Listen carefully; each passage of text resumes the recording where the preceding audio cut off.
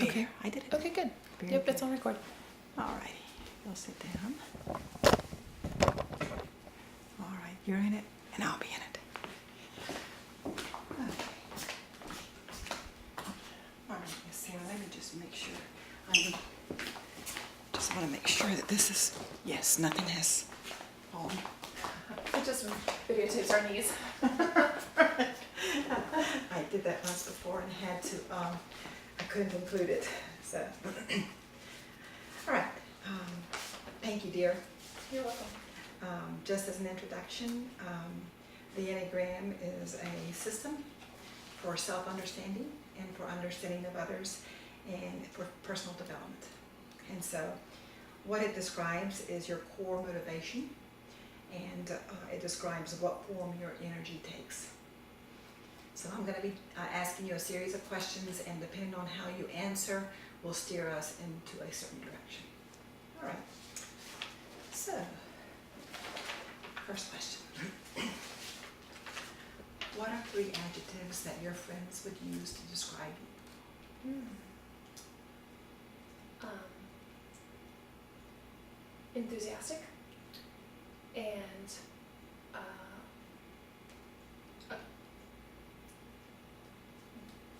accomplisher, so maybe driven or productive, and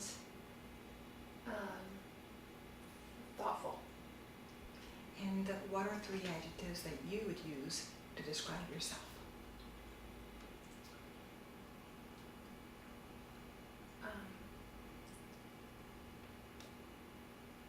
Full of effort.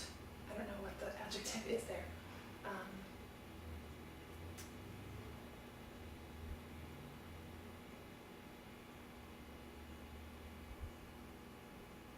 Oh, this is hard. Okay, that I would describe myself. By the way, there is no wrong answer, and we're not in a hurry. Okay. I think I appreciate small things in small moments. So, appreciative, maybe. And I think I am motivational. Motivational, appreciative. What was the third one you What was said? the first one I said? I remember is enthusiastic. That was the Accomplished. one. And Do you want a pen? Or I guess you're not supposed to take notes. no, I could take notes, but that's okay. Okay. It's okay. I can't remember. That's Okay, all so right. another one would be, I don't know, tired. You don't have 2 small children, do you? That's probably the truest adjective right now. I think that full of something, what did I say? Full of effort, full of, That's right. That's exactly Yeah, what you yeah. said. That's exactly right. And so, how are you your best friend? how am I my best friend? Mhm. I am my best friend when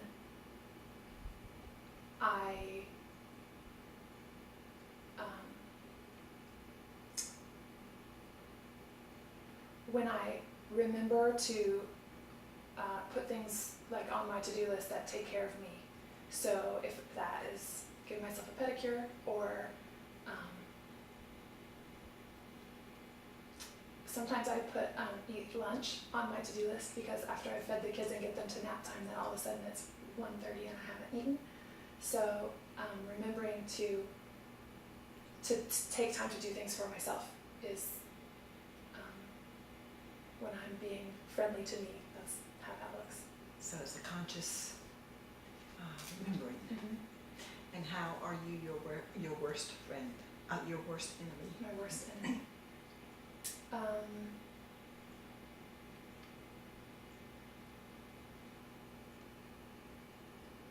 I am better about this than I was 5 years ago, but I am critical of my efforts and replay failures in my head, or things that I wish had gone differently, and that can kind of get cyclical in my head. Thank you. How important is it, Sarah, to get the job done? really important. That's Tell me like, about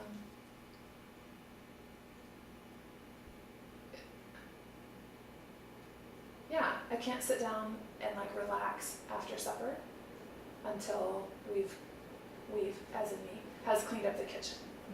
it. Mhm.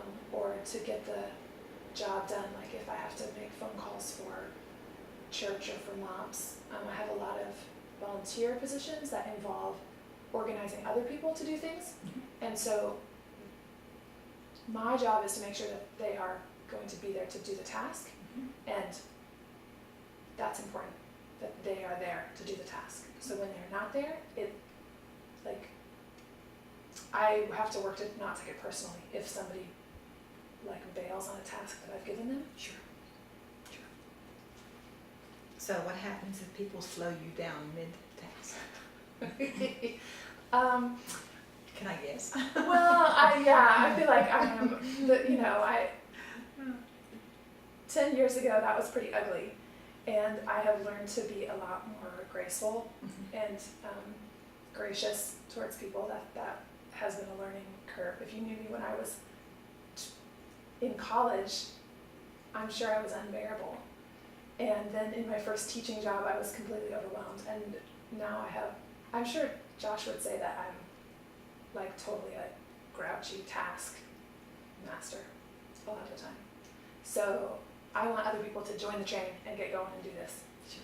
And I took another personality test one time, and the thing that stuck out the most was a phrase that said, it never occurs to you that other people are not having the same idea that you're having. So actually, NRCC has been really good for me. Really good for me.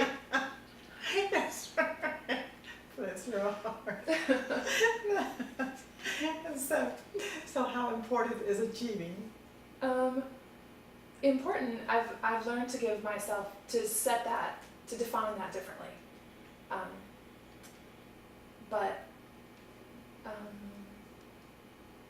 Really important. Grades were super important, and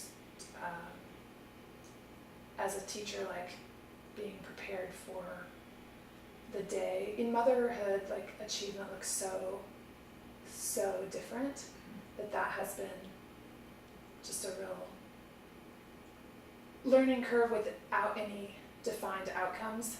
Yes. So that's been difficult. Mm-hmm. So when you have goal setting and you have a defined, when success is defined, that energizes you. Mm-hmm. And when there is no definition for success, then initially anyway, it was an unsettling experience for you. So am I hearing correctly? Yeah, I understand. So how important to you is recognition for your accomplishments?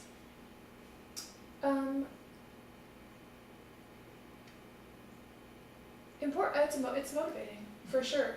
I sort of wish that it was. You're like, no, I wish that I was humble all the time and don't want people to know what I'm doing. But I feel like I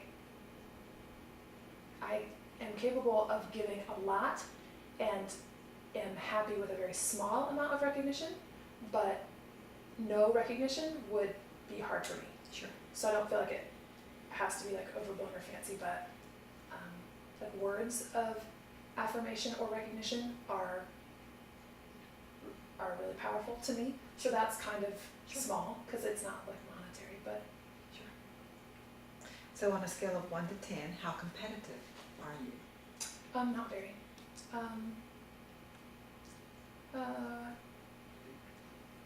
I'm just not terribly competitive. Do you find that you adapt yourself in different situations or shift yourself to connect with people differently? Yes. Can you give me an example?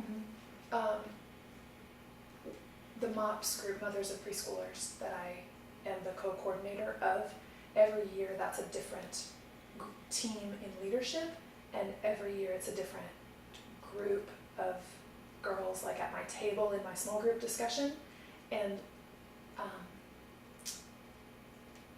I feel like depending on the personalities in those groups as they've changed each year, my leadership style or the strength of my voice has had to be different. Mhm. I also am much more liberal politically and religiously than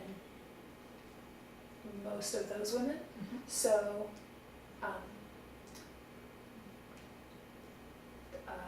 that's okay, but they probably don't know how I truly feel about very many things, Mhm. I guess. So what you're saying is that's how you adapt. Sure. So, would you consider yourself someone who seeks recognition?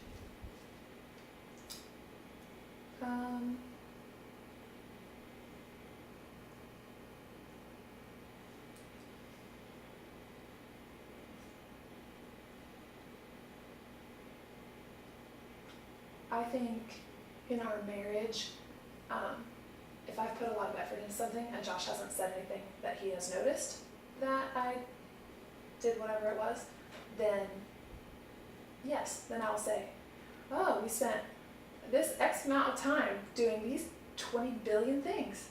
Doesn't it look nice in here? And he is obligated then to say, yes, it looks very nice in here. So yes, I guess in that way I do seek recognition. Do you worry about the future? No, not very much.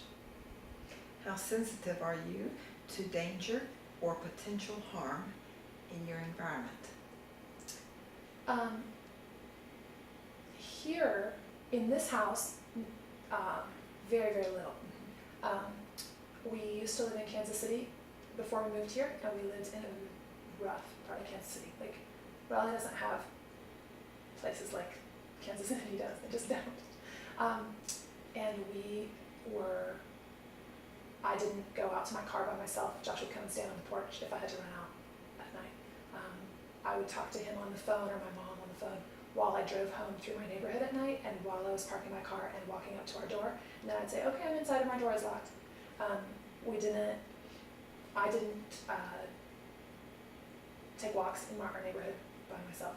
So I have been fairly recently in a situation where I felt, for good reason, a pretty, our neighbor had a drive-by shooting, like our next door neighbor, and there was a quadruple homicide down the 4 blocks from us. So so I have been in that situation. Here I am not. The other interesting thing about me is that I have a lot of fear when I drive. So in Raleigh, even though driving here is not particularly scary compared to some of the places I've driven, I am not comfortable driving, and I'm nervous doing it, and I make mistakes out of that anxiety. So that's not like a living situation, but it's not every day, but multiple times a week, Mhm. especially with the kids in the car. Do you make decisions quickly, or do you labor over them? I feel like I make a lot of decisions extremely quickly, and other decisions, if it's like really significant, like picking a master's program or like if I really have to decide something, I make a pro and con list, and then it doesn't, I don't cycle on, what am I going to decide about this? And the couple of times when I've had to make like a direction change, or a job kind of change or whatever, I have just felt just suddenly so much peace about whatever it was that I was supposed to do, A or B or D or whatever, that so I would say 80% of decisions I make really quickly. I cannot decide at a restaurant about food. Just that's really, really hard for me. Food. I'm almost, I don't want to say I'm almost incapable of making, but it is stressful. Josh orders for us. He does because he knows I can't do it. And I'm really excited. I'm really, really bad at making up my mind about food. How easily do you trust people? I think I trust 95% of people, like 85% of the way. So I'm pretty trusting. I feel like I also want to be wise, and I am pretty aware of other people's good intention capacity to disappoint you. So I would say I'm trusting, but I also would cover my bases in the account that I actually had to depend on them for something. Do you engage in worst case scenarios? I might need an example. I don't. I have a friend whose mother lives across the road, and they moved. And the mother, I think, engages in worst case scenarios, and what she was saying was, well, what happens if somebody buys your house and then parties and the house is real loud and I'm having to listen to the party. Oh.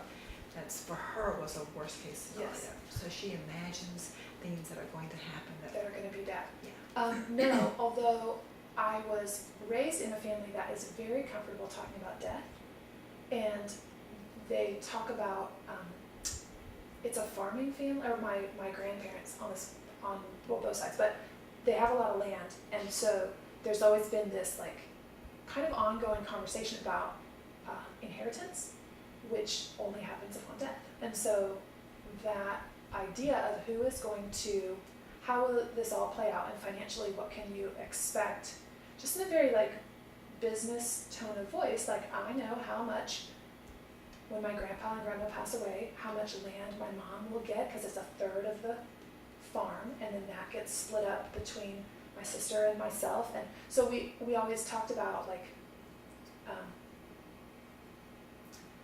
I mean, I guess that's worst case scenario, but not in like a fixating kind of negative way. Exactly. How important is it for you to plan things out?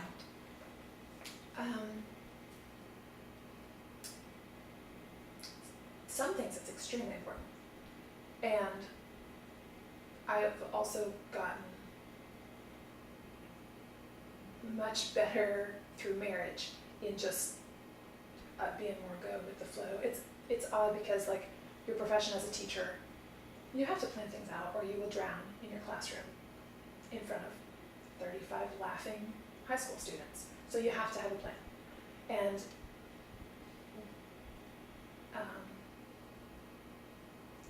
Josh is, in a lot of ways, more fly by the seat of his pants, especially when it comes to like vacations or whatever. So I've learned to be much more relaxed about those kinds of things. But professionally and like when it comes to church, it's important for me to plan ahead, because the ships that I'm steering will sink if they're not planned. So how do you respond to authority? I respond really well to authority that establishes the goal and is clear about communicating either my specific role or my freedom to achieve the goal. So either I do well if somebody, like a bossy boss, I would do fine with. Like if somebody just says, here are the 12 things you have to do every day, fine, I could do that for a job. Or if they said, here's the big goal and you have freedom to get there however you choose. Either of those would be fine. I don't do well with authority that is either indecisive or contradictory in the information that they're sharing, or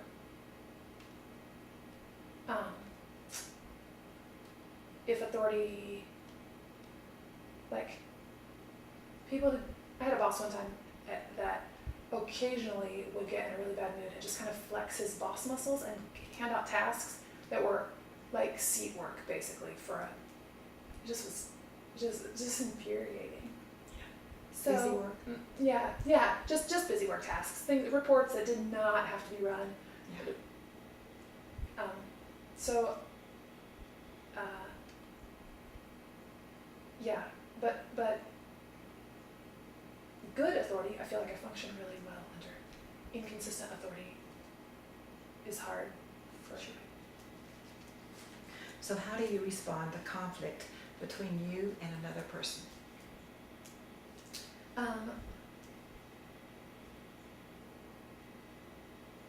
I have a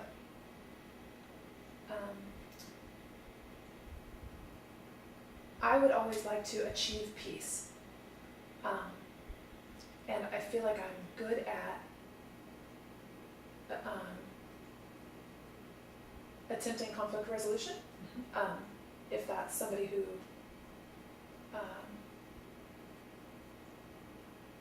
like if I had a conflict with another teacher and I felt like I had done something wrong, I would rather apologize the 5 minutes into it that I realized that I had done something wrong. Like that eats me up if I realize that I've done something that inconvenienced or hurt somebody else. So I would approach them right away and say, this is why I blew this and how can we restore this?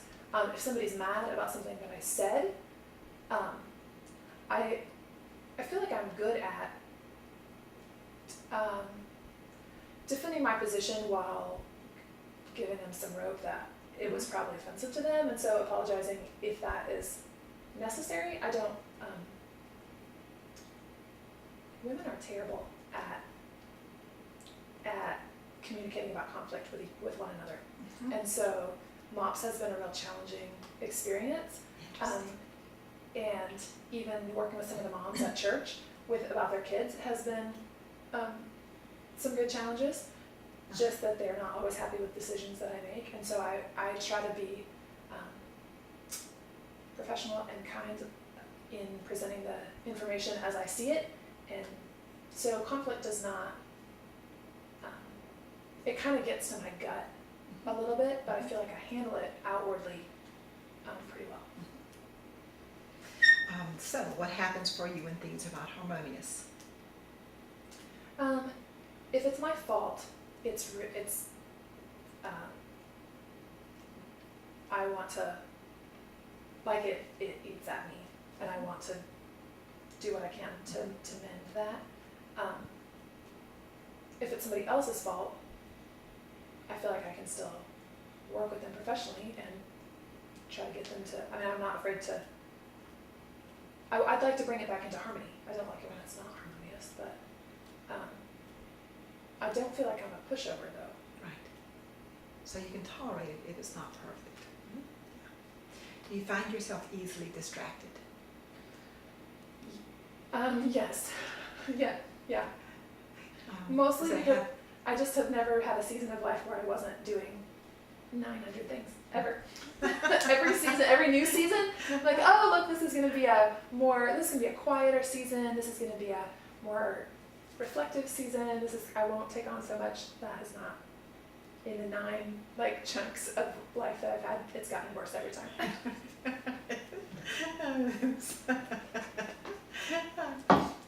Would you describe yourself as one who easily sees all points of view? Yeah. Can you tell me about it?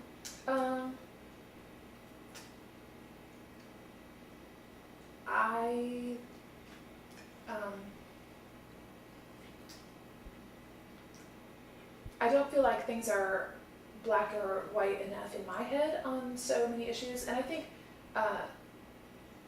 just being a teacher and working with so many different students in a variety of stages of development, I think I want to see where they're coming from and how they perceive the situation, because then if you're going to teach somebody, you have to go from a place where they already have figured out something. You have to build on something that they already have. So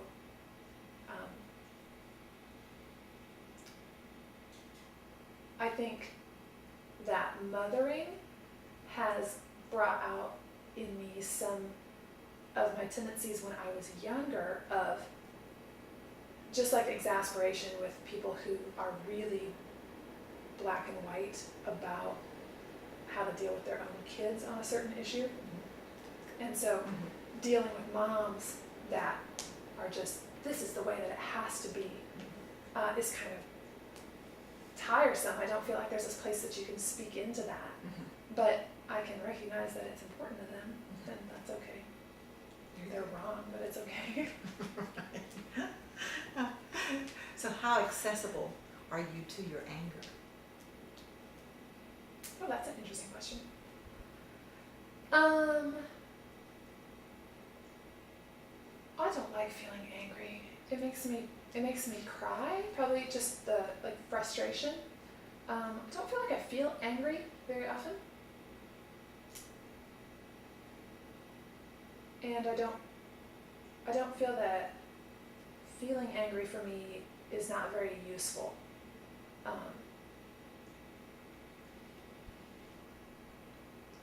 don't feel angry very often.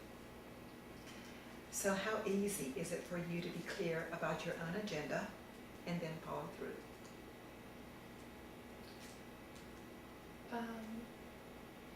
Clear. I think to the point that occasionally I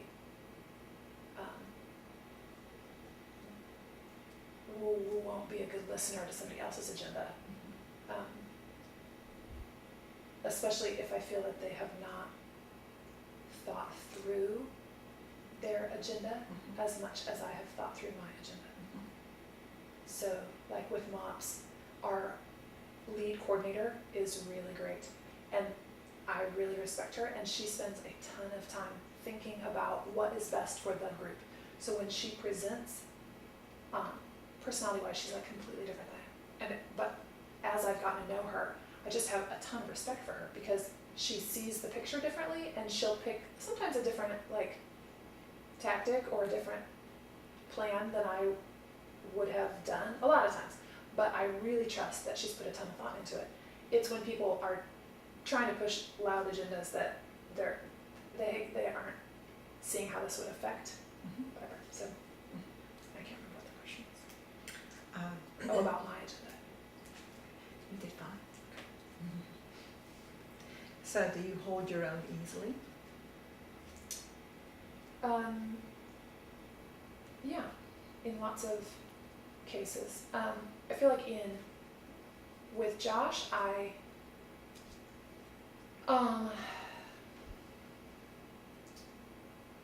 came into our marriage really determined to figure out what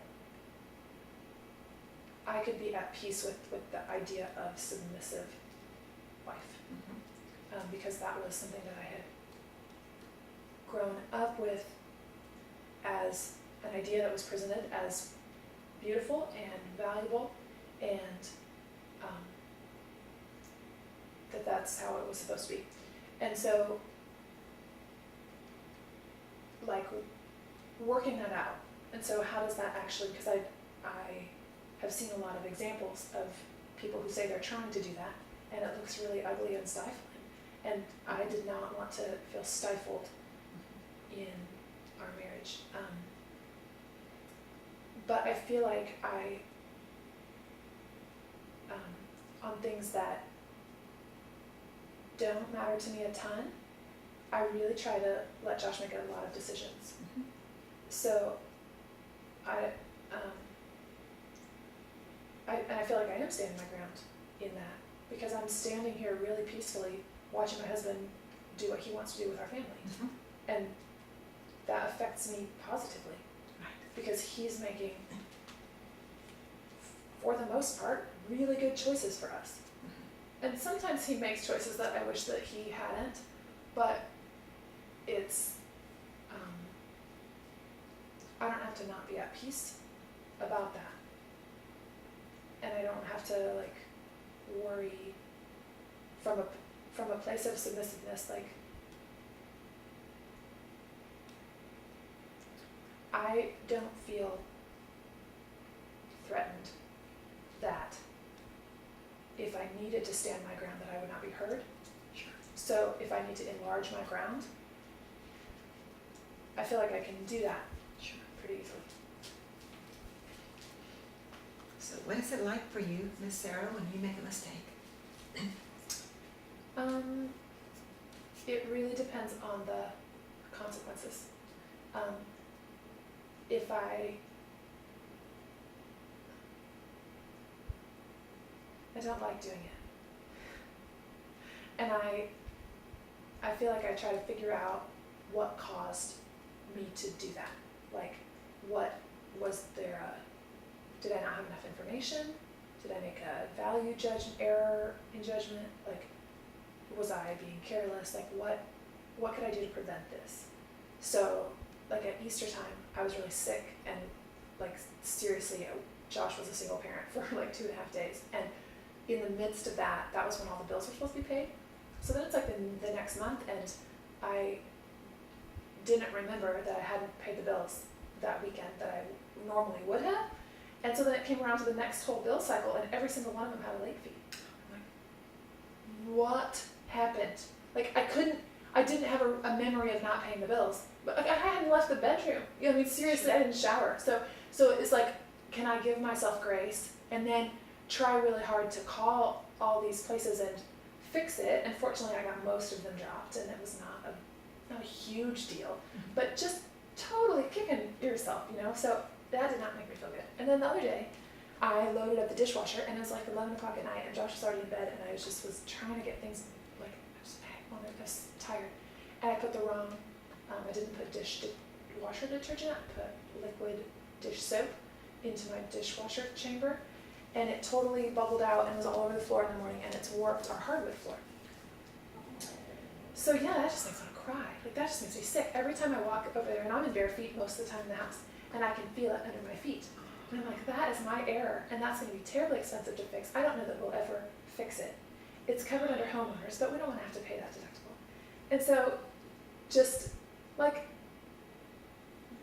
I mean, Josh, he didn't yell, he wasn't mad, he just was like, oh, that's probably going to be warped forever. Like, and there's nothing to be said about it. Like, you can't fix it. Oh, me too. I'm very sorry. So it just kind of makes me, like, it just brings tears to my eyes, like right now. I was like, I just was trying and just wasn't paying attention, and stuff like that happens. So it's a good reminder for me to just give grace more freely and to give grace to myself. Like, that's human error, but it is like a blemish in how hard does Josh work to make this house beautiful, and then I just made a stupid mistake, and now it's, you'll walk out, if you walk out with bare feet, you'll feel it. It's like nice and smooth here, and then it's like all ripply right over the dishwasher. So I try to get to the point quickly where we're laughing about our mistakes, because I do know that those like come, but yeah, I don't know, I know you hated that. So some people have a strong inner critic. What is that like for you? It kind of goes in seasons or in waves, and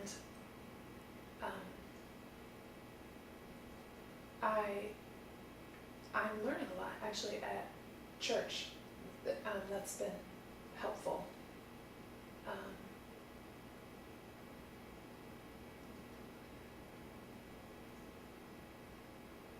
And I saw actually a friend of mine in an environment almost exactly like this was doing for her master's program in marriage and family counseling. Did some sessions with her after Dahlia was born, because I had a really hard time of feeling like I just was like wasting my days when she was a newborn.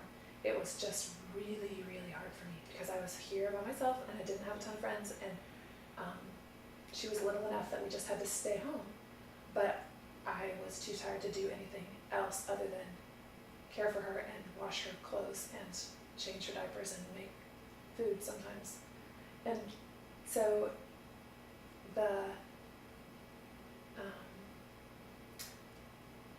it can get kind of ugly and kind of cyclical a little bit. I feel like my inner critic gets fixated on things because I don't have body image issues, but I have mostly task accomplishment issues. So when others are irresponsible, what happens to you?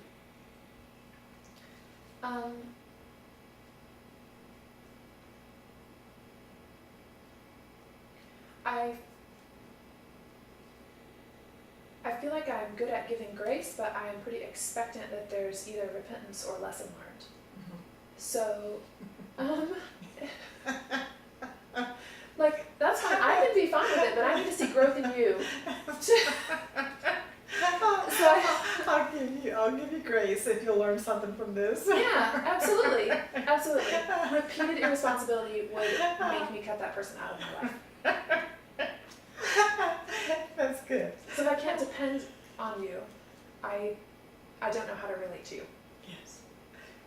So what does play look like in your life? I like to play outside with the kids when the backyard is shady, and we play frisbee and soccer, and those kinds of things are fun. And so I'm looking forward to, as they get a little bit older, I really like that. Josh and I used to go on a lot of little vacations or working vacations where he would have to work for 2 days and then we'd have one day. So we really like the mountains, and we really like to drive places together, and we like to hike, and I love camping. So I can't wait till the girls are just old enough to, I mean, Dally could go, but Mary's too little still. And so I'm really looking forward to, outside. I like to play board games and cards. So Dally learning, she's just starting to get into, we have not played all those games out there yet, but we're working through some of them. And so that is occasionally fun for a short amount of time. And I really like to play, so Josh and I have this Friday night community group that's really great. And when that is in full swing and the kids are locked in Dahlia's bedroom playing by themselves, which is also really great, I like to just sit around with people and talk and share food. And so that is, it's not like active play, but it's mental social play. Right. Very good. So for you, is the best always just out of reach? No. And what is ordinary like for you? Ordinary is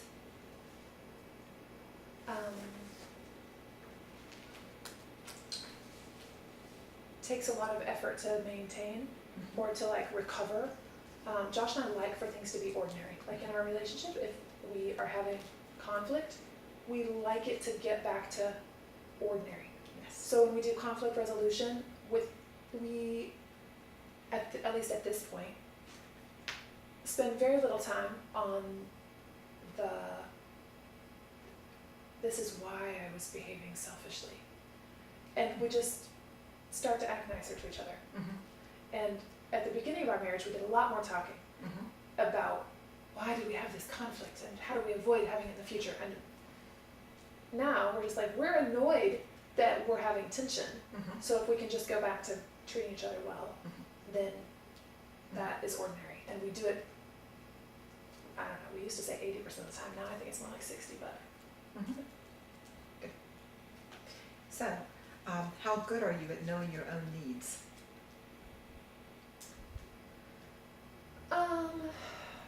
It gets drowned out. Josh is good at knowing my needs. I can put things off for myself for a long time. Okay. So how are you with being alone?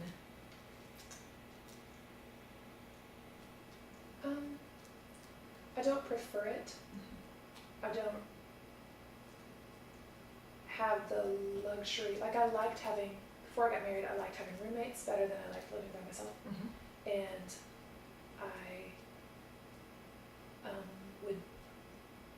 we chose a church that's close to our house, and we intentionally invited people into our house more often than is really rational. So I'm okay, like when Doug went on that like walk, I really thought a lot about that. Like, is that something I would ever want to try to do? I thought, no, I would go crazy. I don't have like deep, interesting thoughts when I'm by myself. Yes. I like to sleep.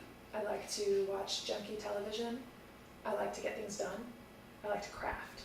But while I'm crafting, I don't like have interesting thoughts. I'm just crafting. Makes sense. Yes. So is setting boundaries easy for you or difficult? I think it's easy with people, and hard when I see a need that I know that I could fill and that I technically have time to do. Mm-hmm. So the idea of emotional bandwidth was really completely new to me and Doug used that phrase like very early on when we first met him, and that was really new, that could be a thing and should be a thing. And to me it just is about like hours on the clock. Like, yes, I can absolutely, I have a slot for that. Whether or not I have the energy for it or the emotional strength for it didn't get considered. So I'm better about that now.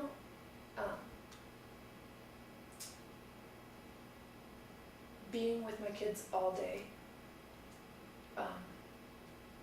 drains my emotional bandwidth, regardless of what activities we do. So being home with them drains it. Taking them to 5 places in one day drains it. Having more people over here, it's always depleted. So I haven't found like our days are better if we do, because I know some moms do a lot better if they take their kids somewhere in the morning and go out and have this big play day. And that is not any more like relaxing to me than, because I have to drive somewhere, than staying home. But Sure. Staying home feels the same like level of energy as going out. So Sure. it's hard for me to decide whether or not I have the energy to do something, because I don't know, otherwise I have to stay home with them, so I guess we'll go do something Sure. for their benefit, not necessarily for mine. Sure. So talk to me about control. I like to know that somebody is in control. It doesn't always have to be me. Josh would say it always has to be me, but I don't think that that's true, or at least not as much as it used to be. I don't like for things to feel out of control. So if somebody else is in control, I'm fine as long as someone is taking the reins that is doing a decent job. I'm okay with that. Sure. So, do you find yourself in leadership positions? I do. And again, does excess play a role in your life? Excess, that's an interesting thing. I feel like as a family, I would like for excess to not play a role in my life. I feel like we have too much technology and too many things for the kids, and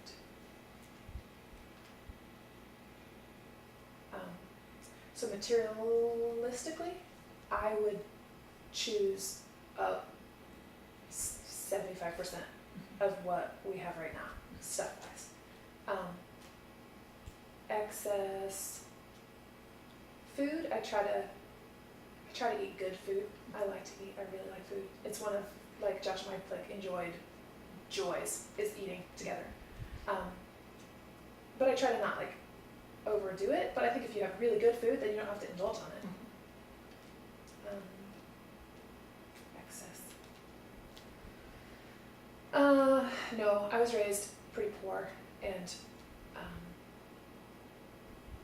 my mom grew up on a farm that was even more, like even lower income than we were, and so like the heritage of that makes you be pretty slimmed down and resourceful. So the fact that Josh wants a bigger TV than that because there's space for it and because his